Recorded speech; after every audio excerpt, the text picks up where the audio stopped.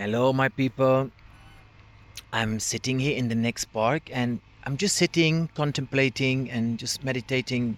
And what came up to me is that if I could explain to people, but of course, it's just a story for you. You don't know what I'm saying. Maybe you don't believe me. I don't know. But the first part, of my life, I did so many, let's say, I call it now dark things, like going wild and being full on drugs, drinking so much alcohol, having sex with everybody, and all these things.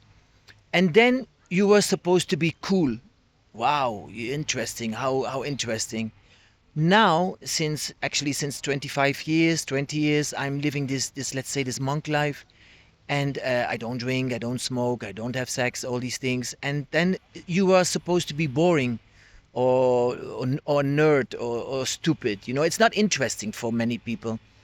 But I wish I could explain to people that when you go into this, let's say, spiritual life, call it God's life, call it sacred life, I don't know how you want to call it, but I mean, when you start focusing on the question like, where is God? What is God? Where can I find God in me? And I think we all doctrinated by many religions, and especially maybe the strong religions like like Judaism and Christianity and Islam. They push a lot of pressure on you, and I think that is the opposite of what God is. It should be not be a pressure; it should be a pleasure. It should be joyful. It should be nice and great and beautiful.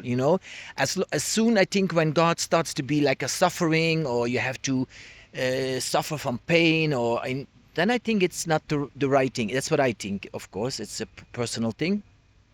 But I'm sitting here and realizing how happy I am, how content I am, how I felt something inside of me, how I discovered something in me, which gives me so much satisfaction and pleasure, which I could never, ever, ever find in any drugs, in any alcohol, in any sexual thing, in any buying, in any item which I bought. Never, never, you know.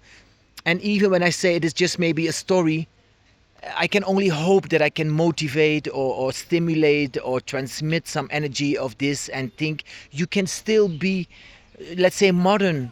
You can still buy things, you can still go places, but it doesn't mean that when you are God, you have to suffer and lock yourself up in a cave. That is just simply not a thing.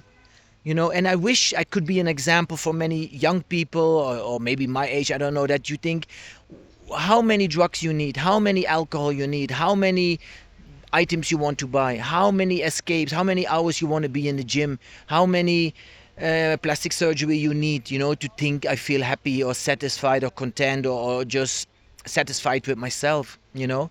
And I can only tell you the answer: not. You will never find an external anything which gives you a satisfaction in the spiritual realm. Impossible. You can enjoy nice food. Yes, you can enjoy buying some things or going places. Yes, of course, it's not bad. I'm not saying it's good or bad, but I want to say it can never give you the ultimate satisfaction.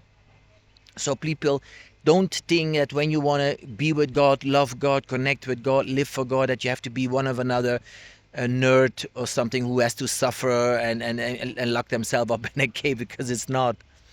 So that's, I just realizing this myself, how beautiful my life is now when I'm, let's say, living that boring life, and how unhappy my life was when I had all these cool things. So it's just all something in the head, and something what society lets you believe. So I just want to say, follow the divine path and you will find gold and light and love and ecstasy and bliss. That's, I really know that this is a promise, but it's true. That is my message, and greetings from the Pilgrimage Monk.